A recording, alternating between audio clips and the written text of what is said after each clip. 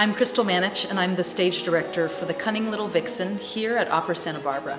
The costumes for this opera were originally designed by Constance Hoffman for Portland Opera, and Opera Santa Barbara has acquired them, and they're being redesigned by Stacy Logue. The great thing about this approach to the opera is that there are over 30 costumes being used on stage in just an hour-and-a-half production. What's fantastic about what we have done with the costumes is that we are juxtaposing human clothing with animal traits. My favorite costume is the hen costume. So can you talk a little bit about how the hen costume has been constructed? It's sort of based on Rosie the Riveter. That's what it looks like to me anyway. And so they're overalls they actually come up to the knee and they fluff out so they look like a fat hen. And then we've added, I chose to add the ruffles on the front here to give more of like a chicken breast profile for that. And then this is what people call a do-rag now, but it's like a headscarf. And that's the part I think looks like Rosie the Riveter. And that goes on their head. And then they have yellow boots to simulate chicken feet. And gloves, because I guess they're working girls. Absolutely. Been rigged yet, but they're going to be able to lay an egg.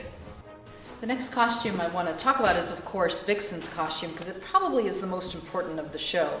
We came up with something that looked more like an animal skin.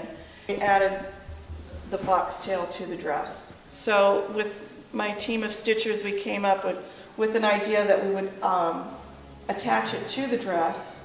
And then we had to think about what to stuff the tail with so that the tail would move and not be too stiff, or if she sat on it, etc. So we ended up packing peanuts, like little packing peanuts. So we bagged those up and stuck those in. To do a project like this really requires, I think, scrutiny from both the designer and the director to really pinpoint what is important about these characters that you need to bring out. And I'm looking at a lot of the kids' costumes behind you. Every kid is a fox cub. So that's number one. And then two of the kids are actual children, so Pepic and Frantic, so they have a costume for that. They also have an animal, so we've got a rabbit, we've got a butterfly, what else do we have? A lizard, a frog, Skunk. A skunk, there's a skunk.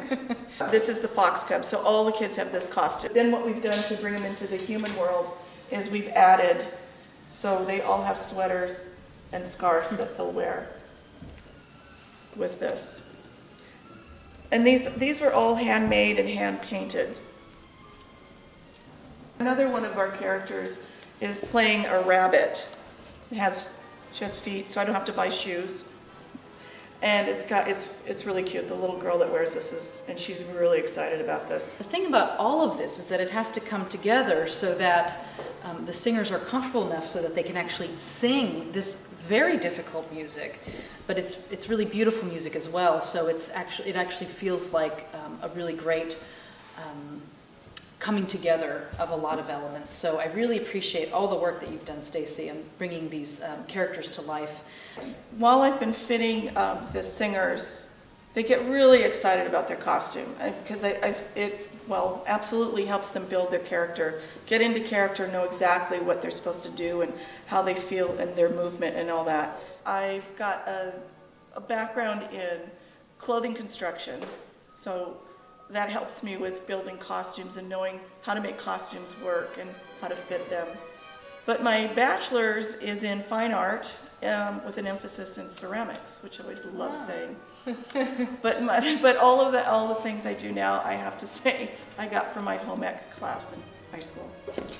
I don't think we've done anything with animals, because I don't know if there's any other operas with animals. I haven't directed an opera with animals before, so. Right, so there's that aspect. And then we wanted to do more building on this, and that was a big challenge for us, because that requires a space, it requires more people, it requires equipment, and then it also, I have to go and buy fabrics, and fabrics are expensive.